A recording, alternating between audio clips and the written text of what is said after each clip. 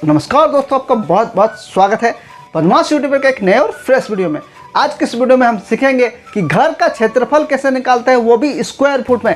मान के चलिए आपका एक घर है, ठीक है, वो घर है, आपको वो पता करना है कितना स्क्वायर फुट में है, या फिर सरकार से आपको मिलता है प्रधानमंत्री आवास योजना, उसमें 2 डिसमिल जो होता है ना, उसको आपको नपवा के देना पड़ता है। लेकिन आप अमीन को बुलाइएगा, उसके लिए आपको बहुत सारा खर्चा पड़ता है। लेकिन आप चाहिएगा कि खुद से भी नापी करें, तो वो भी आप कर सकते हैं। या तो आप छत का क्षेत्रफल निकाल लीजिए, या तो ज़मीन का रकबा जो होता है उसको स्क्वायर फुट में निकाल लीजिए और उसको डिवाइड कर दीजिए डिसमिल से, तो वो भी डिसमिल में आ जाएगा।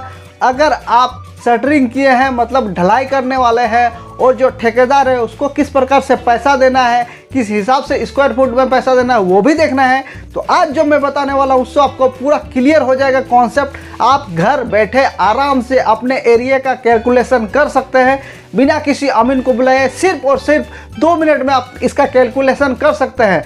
तो बिना किसी टाइम वेस्ट किए चलिए वीडियो स्टार्ट करते हैं। देखिए, जो अभी मैं बोर्ड पे बताने वाला हूँ उसके लिए आपको एक 50 फुट फीते की ज़रूरत पड़ेगी, जिसको हम लोग नॉर्मली 15 मीटर का फीता बोलते हैं।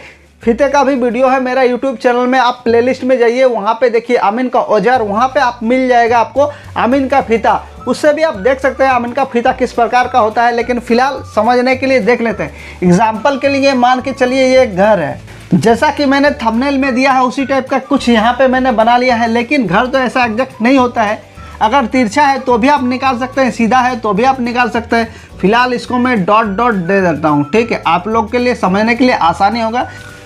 जैसा कि इधर 15 फुट है तो उस हिसाब से इधर भी आपका हो जाएगा 15 फुट, ठीक है, आसानी से ये आप समझ सकते हैं। आपको सिर्फ एक 50 फीट का फीता ले लेना है, उससे नाप लेना है, इधर नाप लेना है, इधर नाप लेना है, चारों तरफ से नाप लेना है। जब भी शटरिंग होता है और ठेकेदार को आप पैसा देना चाहते हैं तो स्क्वायर फुट में आपको पता नहीं होता है कि वो ठेकेदार सही में पैसा ज़्यादा लिया है या कम लिया है, आपको एक्यूरेट नहीं पता होता है। देखिए, छत मान के चलिए इस टाइप का एक छत होता है, ठीक है, जिसका ढलाई होने वाला होता है, वो ढलाई होता है। ये एक छत है, ठीक है, क्या है, छत है, इसका ढलाई हुआ है। आपको ठेकेदार को पैसा देना है, लेकिन आपको नहीं पता है कि कितना स्क्वायर फुट है।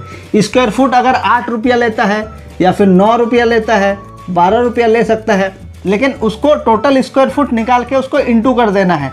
टोटल यहाँ पे जो निकलेगा ना, टोटल स्क्वायर फुट जो निकलेगा उसको इंटू कर देना है जितना आपका 1 वर्ग फीट का लिया है। तो 1 वर्ग फुट मान के चलिए आपका 9 रुपये का लिया है, तो टोटल जो निकलेगा मान के चलिए 100 स्क्वायर फुट ये है, तो इंटू 9 हो जाएगा। तो इससे आपको पता चल जाएगा छत का रेट आपका कितना लग रहा है। अगर आपका 8 रुपया है, 9 रुपया है या 12 रुपया है, जो भी है उससे इंटू कर दीजिए तो आपका आसानी से निकल जाए। फिलहाल मैं आपको घर का क्षेत्रफल निकालने के लिए बता रहा हूँ, आप ध्यान से देखिए, आपको आसानी से समझ में आ जाएगा और आप घर पे खुद से कैलकुलेट कर सकते हैं। जैसा कि आप यहाँ देख रहे हैं, यहाँ 2 टाइप का है, अगर जिस टाइप का है आपको उस हिसाब से निकालना है। तो फिलहाल इसको हम नंबर दे देते हैं, ठीक है, इसको 1 नंबर दे देते हैं, इसको 2 नंबर दे देते हैं। इस हिसाब से हम लोग इसका क्षेत्रफल निकालेंगे, ठीक है। सबसे पहले हम 1 नंबर निकालते हैं, तो आपको पता ही है ये आयत नुमा बन गया, तो आपको पता ही होगा कि आयत का क्षेत्रफल क्या होता है।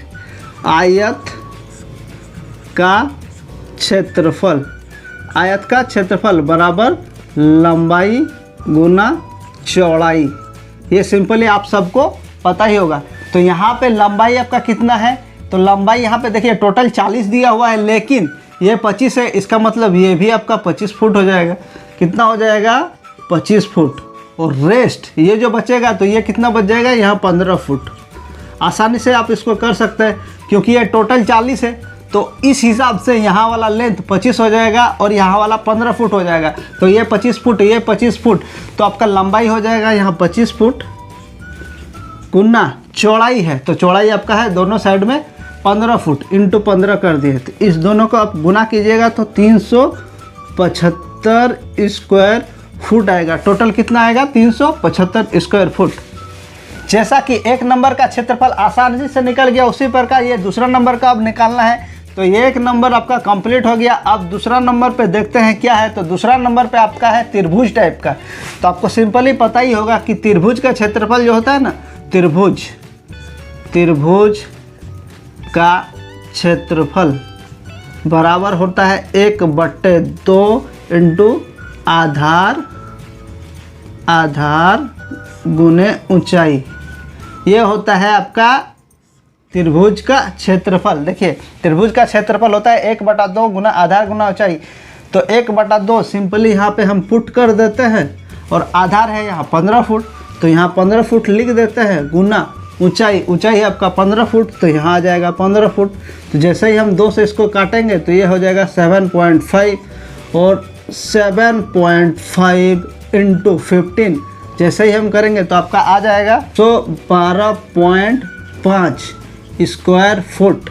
ये आएगा स्क्वायर फुट में। ठीक है दोस्तों, ये आएगा आपका स्क्वायर फुट में। पहला आ गया आपका 375 और दूसरा आ गया आपका 112.5। अब सिंपली इस दोनों को जोड़ देना है तो टोटल स्क्वायर फुट आ जाएगा। तो जोड़ देना है तो इधर आ जाएगा आपका 375 प्लस 112.5। ये दोनों को आप जोड़िएगा तो आपका टोटल हो जाएगा, यहाँ पे आ जाएगा 487.5। तो 487.5 इसको आप वर्ग फुट लिख सकते हैं, वर्ग फुट। तो इस घर का टोटल क्षेत्रफल आ गया आपका 487.5 वर्ग फुट।